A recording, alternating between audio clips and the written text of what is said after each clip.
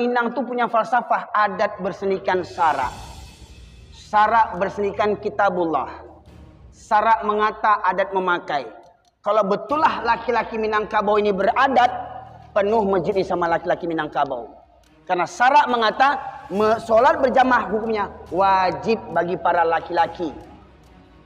Pertanyaannya, rame nggak orang Minangkabau kalau azan dikumandangkan? Iya rame. Di mana? Di Lapau. Ngapain? Tuh. Main batu koa. Mohon maaf, jangan marah orang Minangkabau, begitu faktanya. Bahkan di kampung kita tuh masjidnya bersebelahan dengan kalau ada kedai kopi. Orang azan yang di kedai kopi tuh ayah orang, laki orang, minantu orang main batu koa, batu domino di situ tuh. Assalamualaikum warahmatullahi wabarakatuh. Innal hamdalillah nahmaduhu wa nasta'inuhu wa nastaghfiruh. Wa na'udzu billahi min syururi anfusina wa min sayyiati a'malina may yahdihillahu fala mudhillalah wa may yudlilhu fala hadiyalah. Asyhadu an la ilaha illallah wahdahu la syarikalah wa asyhadu anna Muhammadan abduhu wa rasuluhu alladzi la nabiyya ba'dah. Allahumma shalli wa sallim ala nabiyyina Muhammad wa ala alihi wa sahbihi ajma'in. Qala Allah Ta'ala fil Qur'anil Karim, a'udzu billahi minasyaitonir rajim. Ya ayyuhalladzina amanu taqullaha haqqa tuqatih wa la tamutunna illa wa antum muslimun. Amma ba'du masyaallah muslimin, sidang jamaah rahimakumullah. Bersyukur kita kehadirat Allah Subhanahu wa taala di atas limpahan rahmat dan karunia yang masih Allah anugerahkan kepada kita hingga kita bisa menyediakan waktu kita untuk bertakarrub kepada Allah Subhanahu wa taala sembari menimba, mengumpulkan bekal menuju alam akhirat dengan berbekal ilmu yang semoga senantiasa diridhai Allah Subhanahu wa taala. Salawat dan salam kita aturkan kepada junjungan kita Nabi besar Muhammad sallallahu alaihi wasallam yang dengan diutusnya beliau menjadi rahmat bagi seluruh sekalian alam. Bapak sekalian rahmati Allah, sebagaimana disampaikan oleh pembawa acara kita tadi, Dina Naf Arif, bahwasanya dalam pekan ini memang saya mencari peluang sendiri untuk safari dakwah dan alhamdulillah ada beberapa tempat yang meresponnya. Dan ini merupakan safari dakwah saya yang kedua setelah beberapa bulan yang lalu sebelum Ramadan kalau tidak salah. Bapak sekalian rahmatullahi Allah, pada kesempatan kali ini kita ingin membahas seputar tema menjadi ahli tauhid di akhir zaman. Para jamaah sekalian rahmatullahi Allah, sebagaimana kita fahami, di kesempatan kali ini saya ingin menitik beratkan tentang kondisi kita di akhir zaman. Berkaitan tentang hadis dari Sauban radhiyallahu anhu yang diriwayatkan Imam Bukhari dan Muslim, di mana Rasulullah SAW bersabda, Yushiku antadal umam, Yushikul antadal umam, Yushiku ayatiya ayahlukumul ayaumal, Yushikul umamu antada alaikum, Yushikul umamu antada alaikum kama tadal akalatu ila qas'atiha. Akan datang suatu zaman, suatu masa di mana umat Islam kalian, kata Rasulullah. Jadi Rasulullah berbicara dengan para sahabat ketika itu, menyampaikan kepada sahabat, akan datang suatu zaman di mana kalian nanti umat Islam akan diperangi, akan diperebutkan seperti mana orang-orang lapar memperebutkan makanan. Ya. Maka bertanyalah salah seorang sahabat, wa min kilatin nahnu yauma idzin ya Rasulullah, apakah ketika itu umat Islam jumlahnya sedikit ya Rasulullah? Kok sampai-sampainya umat Islam diperangi? Padahal umat Islam itu umat yang mulia, umat yang mengemban amanah Allah sebagai khalifah di muka bumi, umat yang disegani. Tetapi kenapa kok ketika itu umat Islam diperangi? Apakah karena jumlah umat Islam sedikit? Kata sahabat ini. Lantas Rasul menegaskan, bal antum katsir walakinnakum kagutsa'is sail. Bahkan saat itu kalian itu jumlahnya mayoritas, kalian umat yang terbanyak di masa itu. Tapi banyaknya kalian seperti buih di atas air.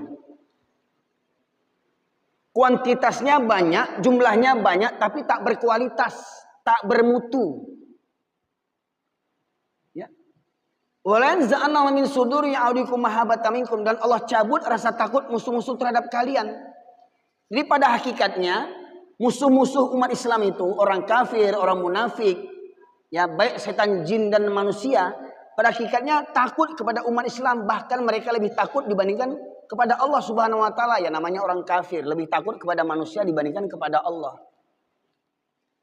Pada hakikatnya orang kafir itu takut kepada umat Islam. Namun kata Rasulullah, Allah mencabut rasa takut musuh-musuh terhadap kalian. Jadi musuh itu tidak ada takutnya lagi kepada kita. Ya, bukan karena mereka hebat, bukan karena mereka kuat, bukan karena persenjatanya canggih, karena pengalaman sejarah beberapa kali peperangan salib yang terjadi, maka peperangan selalu dimenangi oleh umat Islam walaupun dalam kondisi senjata yang terbatas, jumlah yang sedikit, tapi umat Islam bisa memenangi peperangan. Karena hakikatnya orang Islam kalau berperang cari mati, orang kafir berperang cari hidup. Jadi kata Rasulullah, Allah cabut rasa takut musuh-musuh terhadap kalian. Ini bukan karena musuh itu hebat. Wala yaqdhifanna Allah fi qulubikum wahan. Dan Allah hunjamkan ke dalam hati kalian penyakit al-wahan. Bertanya lagi sahabat, wa mal wahan ya Rasulullah? Apakah al-wahan itu ya Rasulullah? Hubbud dunya wa karahiyatul maut. Nah, kita uraikan hadis ini masyaallah muslimin. Rasulullah menegaskan tadi di awal, kalian akan diperebutkan seperti mana orang-orang lapar memperebutkan makanan. Maka ayat ini sangat tegas dijelaskan oleh Allah dalam surat Al-Baqarah ayat 217. Wala yazaluna yuqatilunakum hatta yaruddukum an dinikum in istata'u. Al-Baqarah 217 di pertengahan ayatnya. Allah berfirman yang artinya mereka orang kafir tidak akan pernah berhenti memerangi kamu sampai kamu murtad dari agamamu. Siapa kamu di sini? Ya kamu di sini ya saya, ya Anda, ya presiden, ya menteri, ya polisi, ya tentara, ya gubernur, siapa saja mereka beragama Islam. Ayat ini ditujukan kepada semua umat Islam yang kata Allah, mereka orang kafir tidak pernah berhenti memerangi kamu sampai kamu murtad dari agamamu. Jadi jangan kira, oh kita sudah merdeka, Belanda sudah tidak menjajah negeri kita. Iya, Belanda yang berkulit merah, berkulit putih, angkat kaki. Tapi Belanda yang kulitnya hitam sama dengan kita, lebih parah daripada Belanda lagi. Paham maksudnya Pak Ibu sekalian? Belanda yang kulitnya sama dengan kita, yang hidungnya sama dengan kita, yang tingginya sama dengan kita, yang bahasanya sama dengan kita, lebih parah daripada Belanda yang di sana.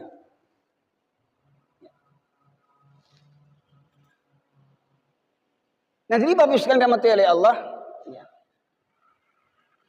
kembali kepada ayat tadi, Allah menegaskan mereka tidak pernah berhenti memerangi kamu sampai kamu murtad dari agamamu. Bahkan 24 jam ketika kita tidur, musuh-musuh tidak pernah berhenti memerangi kita. Apa contohnya? Ketika kita tidur malam hari, banyak pemuda-pemuda orang Islam tidak tidur. Kenapa? Karena sibuk main game. Saya sudah buat survei, ya di sekolah-sekolah. Saya tanya anak-anak sekolah dari tingkat SMP sampai SMA, di antara murid-murid pelajar itu, ya, siapa yang sholat subuh? Ya, jadi saya buat survei.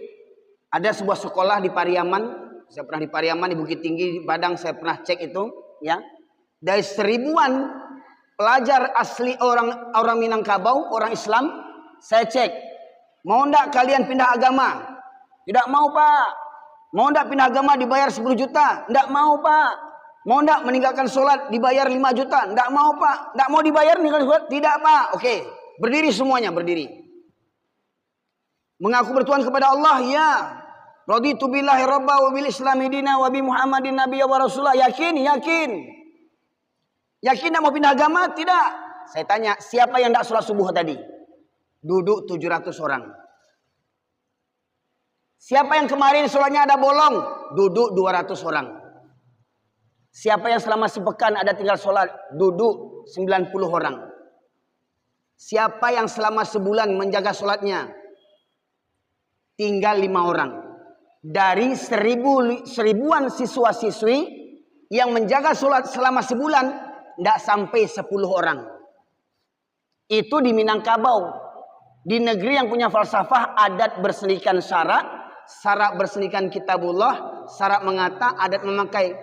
Generasi mudanya, pelajar Islamnya, dari seribuan pelajar satu sekolah, tidak sampai 5 orang yang menjaga sholat. Gimana mau dibayar? Gratis aja pun mereka tinggal sholat. Nggak perlu orang kafir membayar. Nggak perlu pelajar itu dibayar 5 juta. Ayo tinggalkan sholat. Ya ini 5 juta untuk kamu. Nggak perlu. Sudah sukacita orang-orang Islam hari ini meninggalkan sholat. Ya. Nah misalnya mati oleh Allah. Ketika kita tidur, musuh tidak pernah berhenti memerangi kita. Apalagi dengan adanya handphone. Handphone ini ya bisa membawa kita ke surga dan bisa juga membawa kita ke neraka. Tergantung bagaimana kita mengendalikan handphone ini. Dengan iman kita atau dengan syahwat kita. Kalau kita memanfaatkan handphone dengan iman, insya Allah akan mendekatkan diri kita kepada Allah Subhanahu wa Ta'ala. Yang nggak hafal Quran bisa hafal Quran. Ya. Yang nggak bisa dengar ceramah bisa tinggal milih siapa penceramahnya. Yang nggak tahu hadis bisa tinggal sebut saja hadisnya apa keluar. Itu kalau hati itu dilandasi oleh iman. Tetapi kalau hati itu jauh daripada iman, anak kecil saja tahu tuh kambing kawin katanya. Dengan suaranya saja kambing kawin. Keluar kambing, gimana kambing kawin? Itu baru kambing.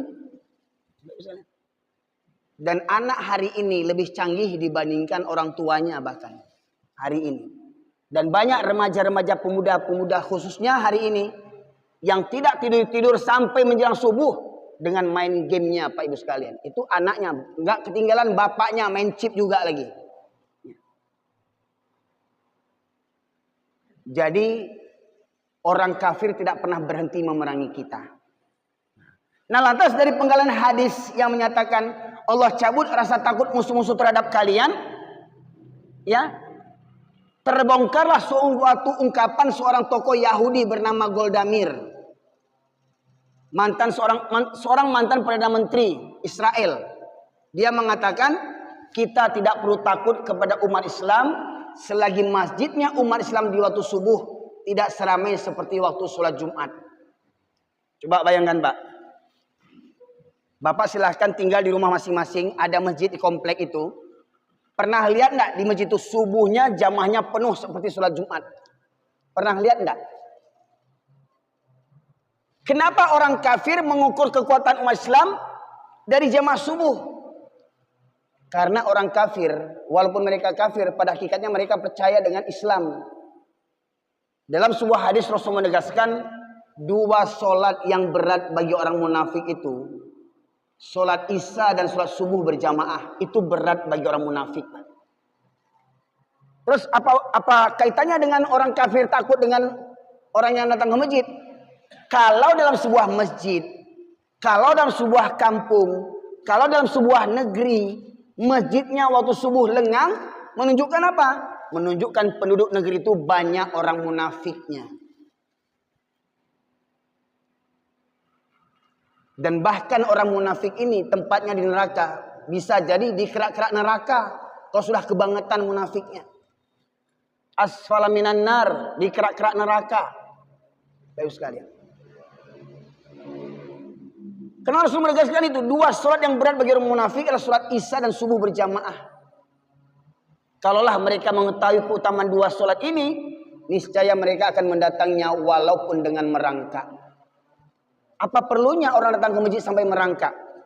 Karena dalam sholat subuh itu ada keutamaan. Rakaataini minal fajri khairum minad dunya wa ma fiha.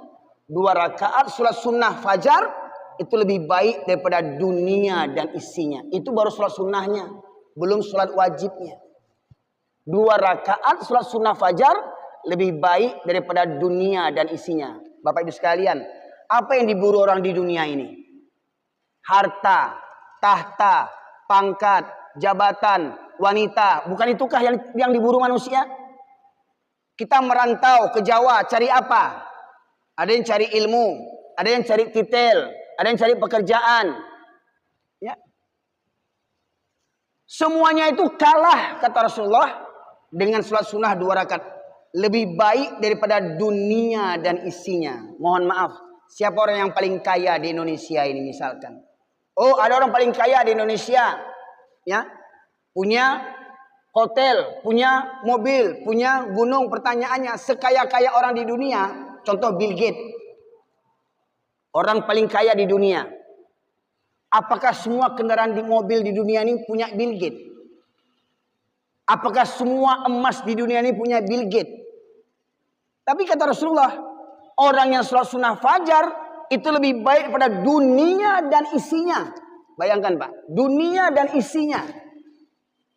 Itu kalah hebatnya, kalah dahsyat nikmatnya dibandingkan sholat sunnah fajar 2 rakaat. Jadi kata Rasulullah, kalaulah orang Islam ini mengetahui keutamaan sholat itu, niscaya mereka akan mendatanginya walaupun dengan merangkak. Dan aku ingin segera dikumandangkan qomat kata Rasulullah, dan kutunjuk salah seorang menjadi imam. Dan aku berkeliling kampung sembari membawa kayu bakar. Apabila aku dapati ada laki-laki yang masih berada di rumah, sementara di masjid sudah qomat, di musola sudah qomat, masih ada para suami di rumah, masih ada para anak di rumah, masih ada menantu laki-laki di rumah, masih ada sarjana yang masih ada di rumah, maka kata Rasulullah, rumah itu akan aku bakar kata Rasulullah. Kira-kira kalau hidup Rasulullah hari ini, kira-kira rumah kita gimana nasibnya? Ada ayah yang rajin ke masjid, anak laki-lakinya dibiarkan di rumah. Ada mertua yang rajin ke masjid, menantunya dibiarkan di rumah. Ada anak kita sanggup kuliah ke Jawa, sanggup kuliah ke Malaysia, sanggup kuliah ke Jerman, tapi tidak sanggup berangkat ke masjid. Untuk menyekolahkan anak kita mengeluarkan uang berpuluh-puluh juta. Tapi apa gerakan kita membawa anak kita ke masjid? Emang membawa anak ke masjid pakai biaya? Ini para jamaah sekalian mati oleh Allah. Ya. Bahkan mohon maaf pengalaman kami ini, pengalaman kita orang pesantren. Dulu kita di pesantren, ribuan di pesantren kita. Kalaulah kiranya semua alumni-alumni pesantren itu punya jiwa-jiwa yang tangguh. Ya, coba bayangkan dari 2000 siswa itu punya istri, punya suami, punya anak, semua digerakkan ke masjid. Gimana nggak ramai umat ini di masjid para jamaah sekalian. Namun tidak ada jaminan tamat pesantren pasti jadi orang alim, tidak ada jaminan. Bisa jadi orang pesantren itu di pesantren baik, di luar jadi buruk. Bisa jadi di pesantren buruk, di luar jadi baik. Nampak depan mata kita itu Bapak Ibu sekalian. Ya. Nah jadi berbagai macam cara orang kafir menjauhkan kita daripada Islam. Maka program mereka, ya, diantaranya mantan Perdana Menteri Inggris di tahun 1800-an bernama William Ewart Gladstone. Dia mengatakan, kita tidak akan bisa menguasai negeri kaum muslimin selagi di negeri itu para pemudanya masih mencintai Al-Quran. Selagi pemuda di negeri itu cinta kepada Al-Quran, maka kita tidak akan bisa menguasai negeri itu. Tidak bisa dijajah negeri itu. Maka caranya bagaimana? Jauhkan pemuda dari Al-Quran. Pertanyaannya, sudah berhasil tidak mereka menjauhkan pemuda dari Al-Quran? Berhasil mereka. Majlis Al-Quran itu bukan sekedar majlis baca Quran, Bapak sekalian. Ini kita majlis pengajian. Ini juga majlis Al-Quran. Tafakuh fiddin. Coba lihat malam hari. Dibuat wirid pengajian di masjid-masjid, di komplek-komplek. Mana banyak tiba? Orang tua atau pemuda? Malam hari di mana pemuda kumpul? Di masjid atau di kafe? Coba lihat anak kita. Kita yang punya anak. Ketika malam, di mana anak kita? Adakah kita bertanya, di mana posisi anak kita? Ketika kita ke masjid, adakah kita bertanya, di mana anakku? Kenapa tidak nampak di masjid? Adakah kita bertanya tentang itu? Maka dua strategi orang kafir dalam Ghazul Fikr diantaranya. Yang pertama, jauhkan kaum muslimin dari masjid, terutama para lelakinya, jauhkan dari masjid. Yang kedua, jauhkan para pemuda dari Al-Quran. Maka kita lihat, banyak orang bangun masjid, tapi masjidnya seperti keranda mayat. Kenapa begitu Pak? Contoh ini, contoh cerita yang saya karang-karang ini. Umpama ini namanya desa apa namanya nih Pak? Desa apa namanya? Sidomulyo. Hah? Sidomulyo lah ya. Contoh desa Sidomulyo, dipimpin kepala desa kan? Seumpama kepala desa mengumpulkan warganya, wahai warga desa Sidomulyo, kita akan membuat keranda mayat. Maka diminta partisipasi warga semuanya. Yang kaya sumbangkan harta, yang punya tenaga sumbangkan tenaganya, gotong royong. Yang punya pikiran sumbang saran kritiknya, agar kita membuat keranda mayat yang canggih. Dibuatlah keranda mayat dari stainless, pakai spring bed, ada AC-nya, ada CCTV, ada WiFi, ya, canggih, ya, keranda mayatnya canggih, ya. Nah, akhirnya selesai keranda mayat. Apa kata kepala desa? Alhamdulillah berkat partisipasi kita semuanya. Orang kaya menyumbangkan harta, orang kuat menyumbangkan tenaga, orang pintar menyumbangkan pikiran. Selesai keranda mayat kita yang canggih. Nah, pertanyaannya, siapa yang mau mengisi pertama sekali? Keranda mayat itu siapa yang mau mengisi pertama sekali?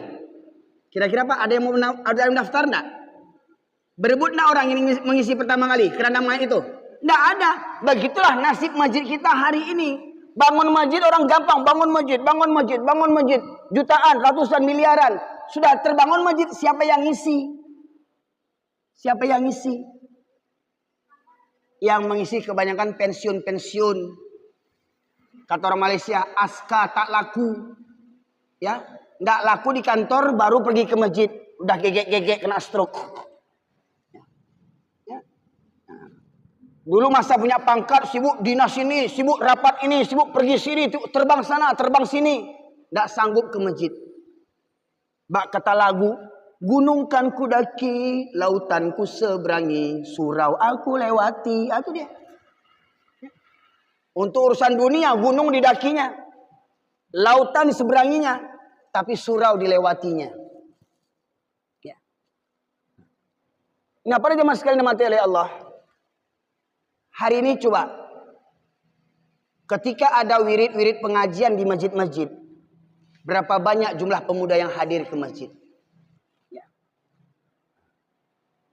Nah, ma'asyiral muslimin rahmati oleh Allah, berbicara tentang keutamaan sholat berjamaah. Walau ulama ada berbeda pendapat, tetapi saya pribadi meyakini sholat berjamaah itu hukumnya wajib bagi para laki-laki. Apa hujahnya? Apa dalilnya?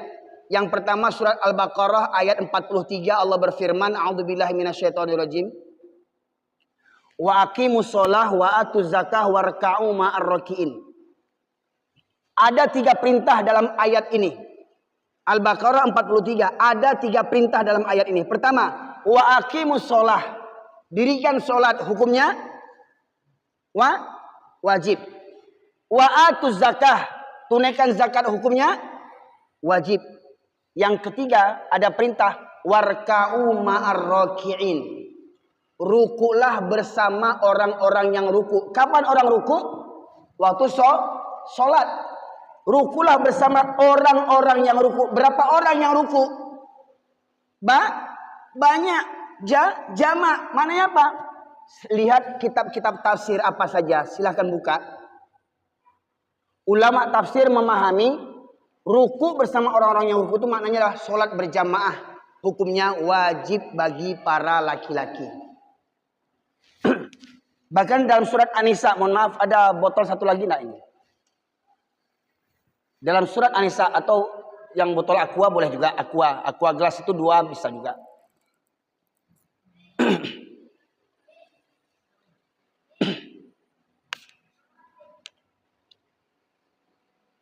Aqua gelas boleh juga.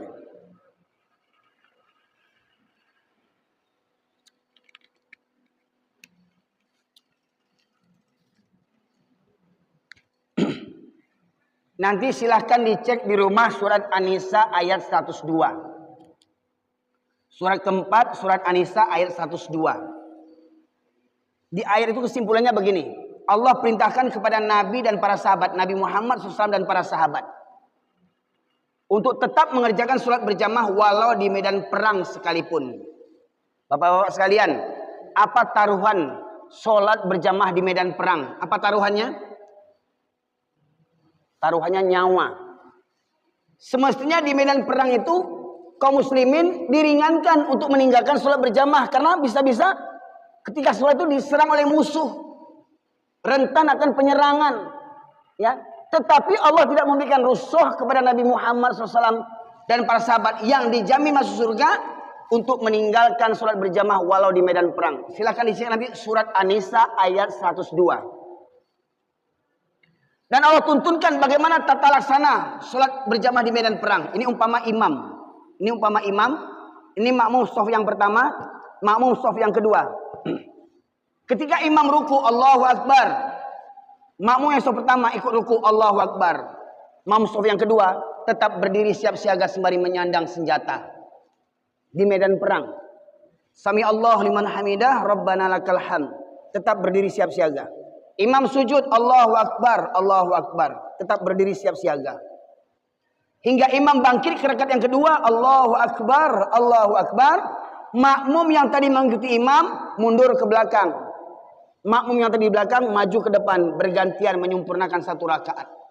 Yang mundur bersiap siaga menjaga, yang maju ke depan menyempurnakan satu rakaat. Allahu Akbar. Imam menunggu, makmum di belakang menunggu. Sampai makmum ini menyempurnakan satu rakaat, Allahu Akbar, baru imam memulai rakaat yang kedua. Surat An-Nisa ayat 102. Nabi dijamin masuk surga dengan para sahabat, kaum muhajirin dan ansor yang berperang di medan Badar. Tidak mendapatkan keringanan sholat berjamaah walau di medan perang. Pertanyaannya, kita laki-laki hari ini, banyak laki-laki tidak ke masjid dalam kondisi aman. Apa alasannya? Siapa kita dibandingkan Nabi? Siapa kita dibandingkan para sahabat? Ya. Nabi tak pernah meninggalkan sholat. Oh, saya sibuk. Sibuk apa kita dibandingkan Nabi Muhammad SAW? Oh, dibilang saya presiden. Nabi Muhammad presidennya kaum muslimin seluruh dunia. Nabi Muhammad presidennya. Ya. Para jamaah sekalian. Bahkan di medan perang Rasulullah tidak pernah meninggalkan sholat berjamaah. Itu dua ayat tentang dalil sholat berjamaah bagi laki-laki. Yang ketiga, dalam sebuah riwayat, Abdullah bin Ummi Maktum bertanya kepada Rasulullah, "Ya Rasulullah, engkau tahu aku ini orang tua yang buta. Orang tua buta. Aku tinggal sebatang kara. Rumah jauh dari masjid. Jalan berliku-liku. Banyak binatang berbisa. Jadi 6 kendalanya. 6 kesulitannya Abdullah bin Ummi Maktum ini. Dia tua, buta, tinggal sebatang kara, rumah jauh, jalan berbelok-belok, banyak binatang berbisa. Bertanya kepada Rasulullah, "Ya Rasulullah, bolehkah aku sholat di rumahku?" Apa kata Rasulullah? "Apakah engkau mendengarkan seruan azan?" "Dengar ya Rasulullah." "Maka tidak ada keringanan bagimu untuk sholat di rumahmu." Orang tua buta, rumah jauh, tidak punya motor, tidak punya Pajero, tetap diperintahkan sholat ke masjid. Nah, yang punya mobil 5, yang punya motor 7, rumah dekat dengan masjid, nggak berangkat ke masjid, apanya yang buta? Apanya yang buta? Ini ma'asyiral muslimin yang dirahmati oleh Allah.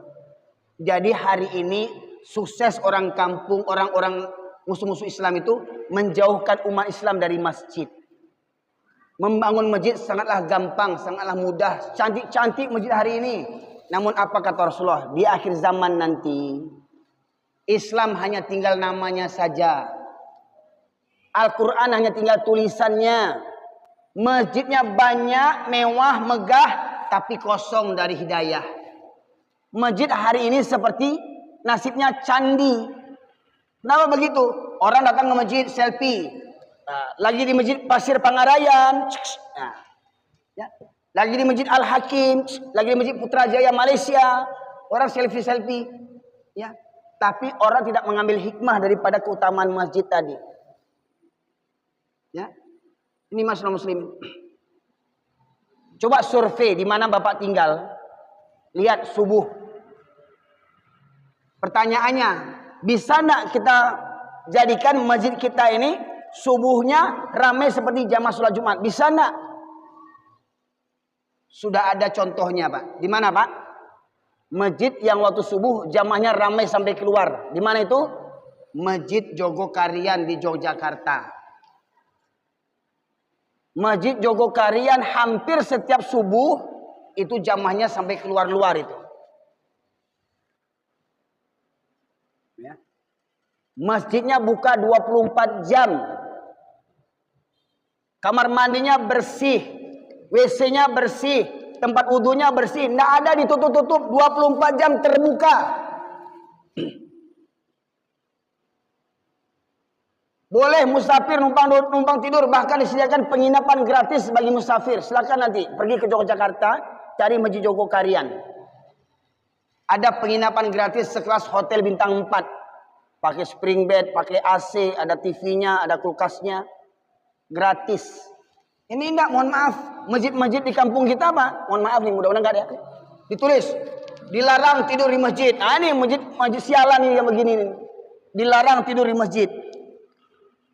Cabut catatan itu, tulisan itu cabut itu bukan masjid itu. Ya. Saya baru lihat itu di YouTube ada namanya masjid apa namanya? Itu kalau ada jamaah yang tidur itu bukan dibangunkan, bukan diusir, dibangunkan dikasih bantal. Musafir Pak tidur di masjid karena kelelahan, karena kecapean, bukan diusir, dibangunkan dikasih bantal. Dikasih kasur tipis. Kasur tipis. Kemudian kalau ada orang di masjid duduk-duduk baca Quran sebentar, dikasih minuman, dikasih makanan, snack. Bahkan ada Masjid Kapal Munzalan di Pontianak. Silakan diklik di YouTube, Masjid Kapal Munzalan Pontianak. Setiap bulan masjid ini infaknya berapa terkumpul? 5 sampai 9 miliar infak tiap bulan. Kenapa bisa banyak dapat sebegitu? Karena pengurus masjid punya kiat-kiat. Pertama, jamaah masjidnya dijemput ke rumah, Pak. Dijemput ke rumah pakai mobil. Coba bayangkan. Pengurus masjid minjam mobil jamaah. Untuk apa? Menjemput jamaah yang rumahnya jauh. Dijemput pakai mobil. 2016, Masjid Kapal Munzalan mulai difungsikan. Sampai hari ini, ya, terakhir saya lihat di tahun 2022, Masjid Kapal Munzalan telah memiliki 30 lebih mobil bermacam tipe. 3 diantaranya mobilnya Alphard. 3 mobil Alphard untuk menjemput jamaah sholat. Coba bayangkan. Kira-kira di Pekanbaru bisa nggak dibuat begitu? Orang Pekanbaru kan kaya-kaya sejak dulu. Ya. Orang Kaltek ada. Ya. Makanya ramai Pekanbaru hari ini. Orang dari mana-mana tinggal di Pekanbaru sekarang. Karena ekonominya bagus di Pekanbaru. Ya. Bisa nggak di Pekanbaru ada masjid yang kayak begitu? 5 miliar infak tiap bulan itu untuk apa? Bukan untuk bangun menara, bukan untuk pagar, bukan untuk ganti cat, bukan untuk ganti karpet. Enggak. Kalau ada jamaah yang terlilit hutang riba, masjid yang melunasinya, Pak. Kalau ada jamaah terlilit hutang riba, masjid yang melunasinya. Kalau ada jamaah tidak ada biaya sekolah anaknya dari SD sampai sarjana, masjid yang menyekolahkannya. Kalau ada jamaah tidak ada biaya berobat, nggak ada kartu BPJS, masjid yang membayarnya. Kalau ada jamaah tidak ada modal usaha, masjid yang memodalinya. Masjid Kapal Munzalan tiap bulan menebar beras 8 ton setiap bulannya, Pak. Di luar infak 5 miliar tadi. Tiap bulannya menebar beras, ya, mengumpulkan dan menyalurkan beras sebanyak 8 ton setiap bulannya. Kira-kira Pak, kalau ada masjid begitu, ya, macam tadi saya katakan, dijemput jamanya subuh, habis subuh dikasih sarapan gratis. Dijemput jamanya zuhur, habis sholat zuhur dikasih makan siang gratis. Dijemput jamaahnya isya atau maghrib, habis sholat maghrib dikasih makan siang gratis. Ini bukan cerita dongeng, Pak, kisah nyata. Ada yang pernah dengar belum? Ada? Bukan kisah nyata. Bahkan Masjid Kapal Munzalan ini mengadakan pelatihan. Saya mengikuti pelatihan yang kelima, PMB yang kelima, lewat Zoom. Berbayar 1 juta saya pribadi ketika itu. Dan kalau ada masjid-masjid ingin mengadopsi manajemen Masjid Kapal Munzalan, bisa dibimbing selama 1 tahun. Berinfaknya 2 juta. Dibimbing Kapal Munzalan selama 1 tahun agar manajemen masjidnya bisa seperti Kapal Munzalan, menjadi masjid yang kaya, yang mendapatkan infak 5 miliar setiap bulannya. Masjid Jogokarian, apa kata Pak Ustaz Jazri, Ketua DKI Masjid? Ada masjid mengatakan, harap jaga sendal Anda, kendaraan Anda, motor Anda, mobil Anda, karena pengurus tidak bertanggung jawab kalau kendaraan Anda hilang. Apa kata Ustaz Jazri? Itu pengurus yang tidak bertanggung jawab. Apa kata beliau? Kalau ada jamaah Masjid Jogokarian hilang sendalnya, kami ganti sendal yang baru. Bahkan kalau ada hilang motornya, kami ganti motor yang baru dengan tipe yang sama. Itu baru masjid namanya, Pak. Ya. Hilang motornya diganti dengan motor yang baru, dengan tipe jenis yang sama. Ya. Ini masyarakat muslimin. Nah, kembali kepada kondisi kita hari ini, mohon maaf pemirsa di YouTube ya. Kalau bosan mengenangkan ceramah saya ini berulang-ulang, silahkan dosa dengar ceramah saya. Saya berulang-ulang menyampaikan, saya walau lahir besar di Medan, ya, tapi orang tua saya darah Pariaman, darah Minangkabau. Ini alhamdulillah nih, ada ketua IKM Riau ini yang hadir bersama kita nih. Ketua Ikatan Keluarga Minangkabau Riau ada di sini hadir bersama kita. Ya. Anak buah siapa?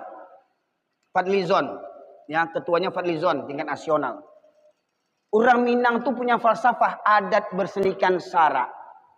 Sara bersenikan kitabullah. Sara mengata, adat memakai. Kalau betullah laki-laki Minangkabau ini beradat, penuh masjid ini sama laki-laki Minangkabau. Karena sara mengata, sholat berjamaah hukumnya wajib bagi para laki-laki. Pertanyaannya, rame nggak orang Minangkabau kalau azan dikumandangkan? Iya rame. Di mana? Di Lapau. Ngapain? Tuh. Main batu koa. Mohon maaf, jangan marah orang Minangkabau, begitu faktanya. Bahkan di kampung kita tuh masjidnya bersebelahan dengan kalau dekat kopi. Orang azan yang di kedai kopi itu ayah orang, laki orang, minantu orang main batu koa, batu domino di situ tuh. Tak bisa lihat. Nah, ini makanya saya sampaikan kepada kita orang Minang. Kalau memang beradat orang Minangkabau nih, penuh masjid ini sama laki-laki Minangkabau. Begitu pula tradisi Minangkabau hari ini, saya heran nggak tahu. Saya ini lahir besar di Medan, tapi saya nggak pernah di Medan itu jumpa orang gonceng-goncengan sama anjing, nggak pernah saya jumpa di Medan itu. Siapa yang pernah tinggal di Medan itu? Abang itu pernah tinggal di Medan itu. Pernah nggak jumpa di Medan orang gonceng-goncengan sama anjing? Orang satu mobil dengan anjing. Pernah jumpa enggak? Enggak ada jumpa di Medan itu. Tapi di Minangkabau, mohon maaf, ini ada orang Minangkabau, Pak. Jadi kalau ingin menandakan kampung kita, Pak, contoh nih cerita anekdot lagi nih. Kalau kita dari Padang mau ke Medan naik bis ALS, di perjalanan ketiduran. Sedang tidur itu mobil goyang-goyang. Bangun. Oh, udah sampai kita di Spiro. Oh, udah sampai di Kota Nopan. Mananya apa? Di Medan tuh banyak jalan berlobang-lobang. Sama seperti ke Ujung Batu itu tadi. Ya. Banyak jalan berlobang-lobang. Itu di Medan. Setelah dari Medan pulang ke kampung, naik bis ALS. Ketiduran di jalan, bangun-bangun. Nampak orang bergonceng sama anjing. Oh lah, tiba di kampung mah. Jadi menandakan kampung awak, Pak Dima, darong bergonceng juanjiang, kampung awak tuh. Dah bicara, coba lihat. Oh di Pekanbaru Ustaz ada juga Ustaz yang itu orang Minang pasti. Coba cek. Yang keluar pakai anjing itu 5 ekor anjing, tah dia mengirik anjing, tah dia mengirik itu. Pasti orang Minang tuh. Pernah bicara coba lihat. Gue survei orang Minang pasti itu. Pertanyaannya ada sia tuh. Umpama kok gale hawa aku. Dijilat sama anjing ini. Gimana cara membersihkannya? Cukup dengan sunlight? Enggak cukup. Gimana cara membersihkannya?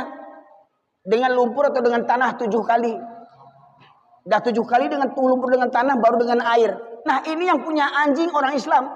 Muncung anjing, kasih obat murah. Ya. Anjing digonceng di tengah-tengah dipeluk. Anjing lihat kiri kanan, lidahnya terjulur-julur. Itu kira-kira ludah anjing itu terbang nggak ke mulutnya itu? terpercinyak ke mukanya itu, lidah anjing tadi itu. Terus gimana wudhunya, gimana mandinya? Ini saya kritis sini, ya, di Minangkabau ini. Tugas para ulama di Minangkabau untuk menegaskan hal ini. Kenapa tradisi berburu itu banyak di Minangkabau? Oh, di Jambi ada juga, pasti orang Minang. Di Bengkulu ada juga, pasti orang Minang. Coba cek. Mohon maaf Pak, ini terus terang saya sampaikan. Walaupun banyak orang Minang yang marah, tapi faktanya begitu. Makanya kalau beradatlah laki-laki Minangkabau ini, penuh masjid ini Pak. Dan syarat mengata tadi, Quran tadi menyebut, syarat mengata wajib sholat berjamaah walau di medan perang. Bahkan orang buta sekalipun tetap dianjurkan, ditekankan untuk sholat berjamaah. Tidak ada keringanan untuk sholat di rumahnya. Nah hari ini Pak, kita di akhir zaman. Banyak orang berlomba-lomba membangun masjid. Tapi masjidnya kosong dari jamaah, kosong daripada hidayah. Nah inilah tugas kita bersama. Tugas kita bersama memikirkan bagaimana supaya masjid kita ini ramai Pak. Ya, maka ada 8 strategi. Ada 8 strategi bagaimana agar jamaah subuh kita di masjid bisa seramai jamaah sholat Jumat. Ada 8 strateginya. Yang pertama, dimulai daripada alim ulamanya. Agar alim ulama memiliki perhatian, risau, gelisah, sedih ketika melihat masjid banyak tapi lengang. Bahkan ada masjid waktu sholat tidak buka. Karena apa? Muazzinnya nggak ada, imamnya nggak ada. Pada kemana? Pada pergi ke sawah. Yang pertama, ulama mesti ada kepedulian, kegelisahan, kerisauan ketika melihat dalam satu negeri jamaah sholatnya itu sedikit. Maka ulama harus punya perhatian, ulama harus menjadi tauladan, contoh bagi umatnya. Yang kedua, tanamkan kepada setiap pribadi muslim tentang kewajiban sholat berjamaah bagi para laki-laki. Karena Rasulullah menegaskan, sebaik-baik sholat laki-laki yang fardu itu di masjid, sebaik-baik sholat fardu wanita itu di rumah. Tetapi bila wanita meminta izin untuk sholat di masjid, jangan dihalangi selagi wanita itu terselamat daripada fitnah. Jadi kalau ada laki-laki rajin sholat tapi di rumah, itu namanya laki-laki solehah. Laki-laki solehah itu yang sholat di rumah Pak. Laki-laki sejati itu sholatnya di masjid. Ingat, Abdullah bin Ummi Maktum, sahabat Rasulullah, dijamin masuk surga, tidak dapat keringanan sholat di rumah. Padahal beliau ini tua dan buta. Pertanyaannya, kemana laki-laki yang lain ketika sholat subuh berkumandang azan? Masyaallah muslimin. Ya. Jadi upaya orang kafir hari ini, bagaimana agar umat Islam itu jauh dari masjid, itu sudah tercapai. Maknanya apa? Waktu keruntuhan Islam akan dekat. Bapak pernah dengar yang namanya negeri Spanyol? Negeri Spanyol itu dulu namanya negeri apa Spanyol ini? Apa namanya dulu? Andalusia. 800 tahun Islam berjaya di Andalusia. Hari ini habisnya Islam di Andalusia. Universitas pertama di dunia itu di Andalusia. Tapi akhirnya Islam habis. Karena apa? Pejabat-pejabat negaranya, raja-rajanya, menteri-menterinya, aparat-aparatnya beragama Islam, tapi mereka benci kepada Islam. Ya. Penduduknya beragama Islam, semuanya mayoritas, tapi malu menampilkan jati diri Islam. Bangga meniru gaya orang-orang barat. Bangga meniru gaya-gaya orang kafir. Kalau ada anak muda sore-sore pergi ke masjid, cemen, soalim. Tapi kalau anak muda pergi ke kafe, keren, hebat. Ya, ini. Bisa lihat. Nah jadi masyarakat muslimin rahmati Allah. Upaya orang kafir hari ini, pada hakikatnya, kita umat Islam hari ini, sudah kalah sebelum berperang Pak. Maka bagaimana kita membangkitkan umat Islam? Bangkitkan dari masjid. Yang kedua tadi, dari ulama, tanamkan kepada pribadi muslim agar pribadi muslim, para laki-laki khususnya, memiliki keyakinan sholat berjamaah hukumnya wajib bagi para laki-laki. Yang ketiga, tanamkan kepada keluarga. Seorang ayah, pimpinan rumah tangga harus mengajak anak laki-laki, semua anak laki-lakinya terutama, harus dibawa ke masjid 5 waktu dari subuh sampai isya berjamaah. Ayah mertua punya menantu, ya jangan bangga menantu sarjana S1, S2, S3 tapi malas ke masjid. Pak, di kampung saya Pariaman ada sekolah STIB, Sekolah Tinggi Ilmu Barua. Di Pariaman ada STIB, Sekolah Tinggi Ilmu Barua. Mananya apa? Barua di kampung saya kuliah juga, Pak. Jadi barua di kampung saya itu sarjana juga. Apa bedanya dengan sarjana yang nggak ke masjid? Apa bedanya? S1, S2, S3 malas ke masjid, sama jo barua di kampung Ambo tuh. Jadi nggak usah bangga kalau S1, S2, S3, S4, nggak usah bangga kalau malas ke masjid, nggak usah bangga. Lebih mahal barua di kampung Ambo di Pariaman. Ini anak kita alumni pesantren, anak kita tamatan pesantren, kuliah perguruan tinggi agama, tapi malas ke masjid. Gimana itu coba? Punya suami malas ke masjid, punya menantu malas ke masjid. 2025 ganti suami. Suami yang ke masjid pilih. Makanya ibu-ibu, bapak-bapak kalau ingin cari menantu jangan di kota-kota, jangan di pasar, cari menantu tuh di masjid waktu subuh. Siapa yang rajin sholat subuh ambil jadi menantu walaupun umurnya 65 tahun. Loh, karena itu faktanya hari ini. Yang banyak ke masjid yang umurnya 65 tahun. Saya yakin menantu apa ibu yang umurnya 65 tahun tak akan selingkuh lagi. Saya yakin tuh akan setia sama istrinya itu. Kemana-mana istri dipegangin. Ya, jangan deh. Karena hari ini yang banyak ke masjid yang 65 tahun yang banyak ke masjidnya udah gegek. Waktu muda-muda nggak tanggung, main goes-goes, main sepeda, maraton, gunung kan kudaki, lautan kuseberangi, surau terlewati. Tuh, udah pensiun, nggak laku di kantor, baru mengadu sama Allah, mengemis, ya Allah, ampun dah banyak penyakit ya Allah, tolong matilah situ. Ya, ini para jamaah sekalian.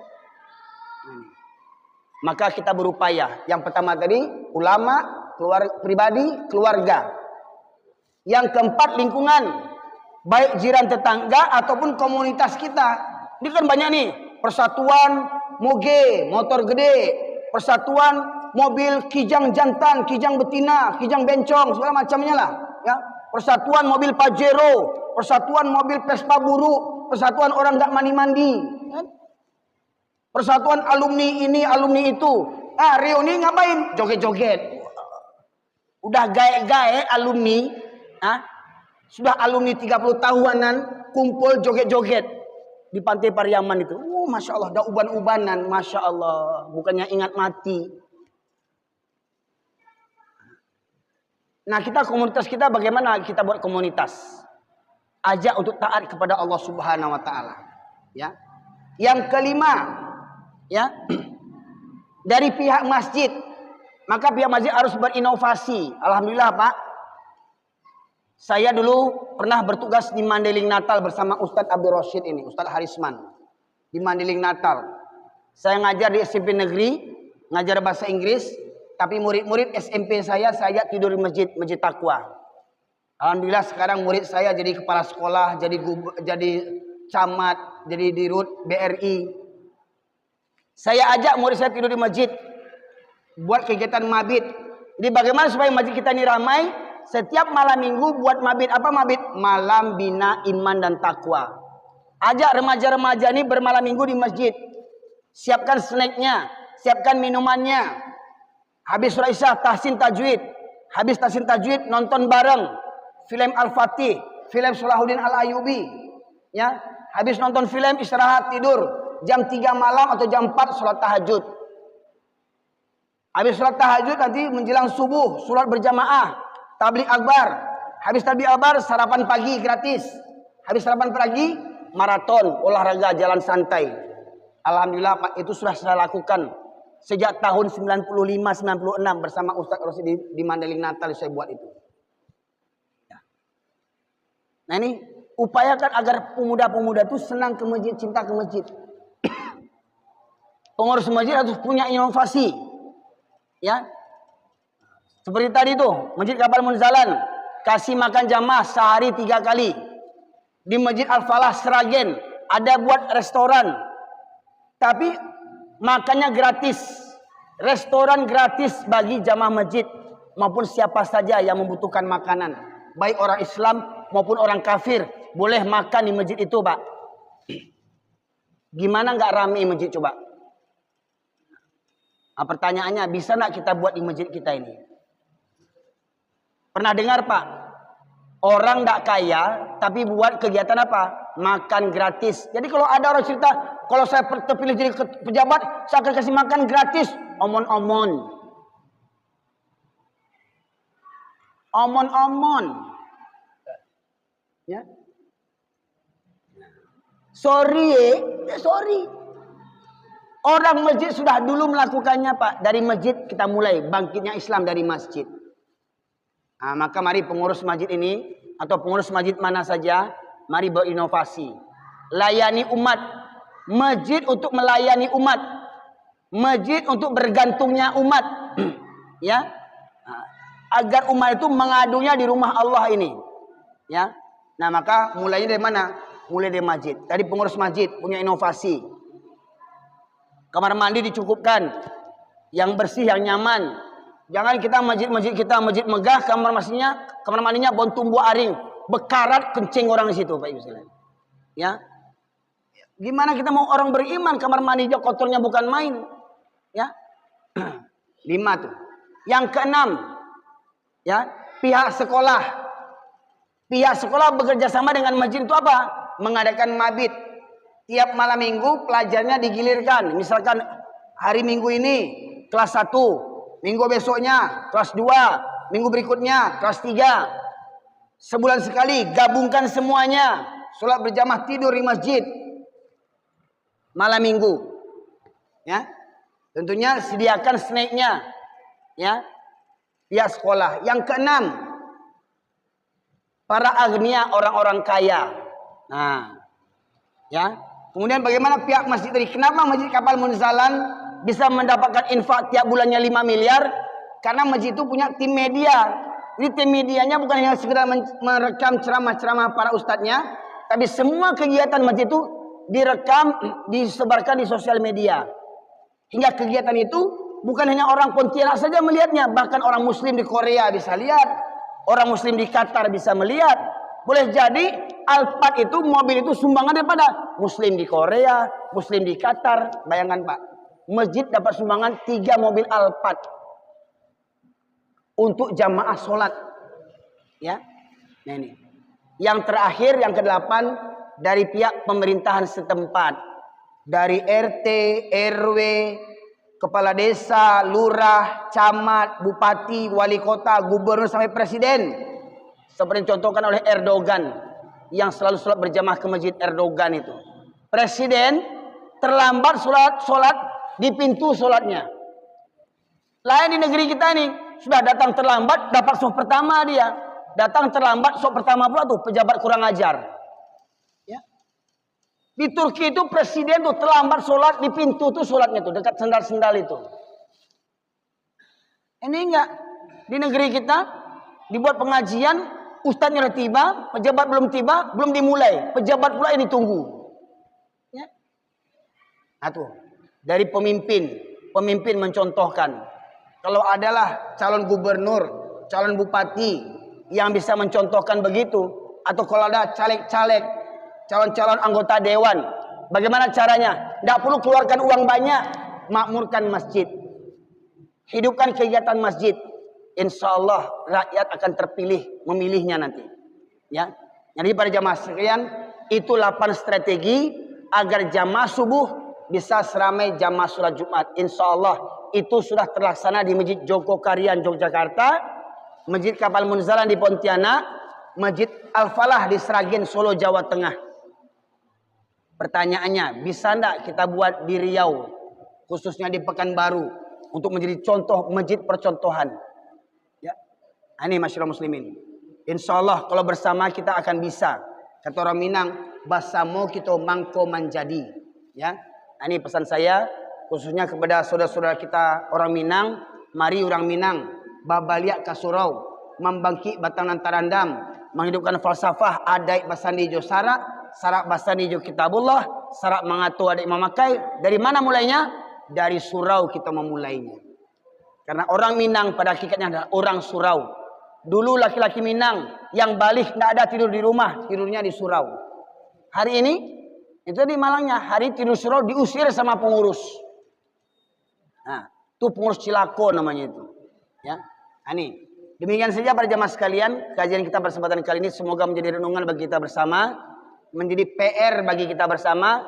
Kalau kita bisa bersama menghidupkannya, berjuang untuknya, insya Allah kita yakin Allah akan memberikan pertolongannya kepada kita sekalian.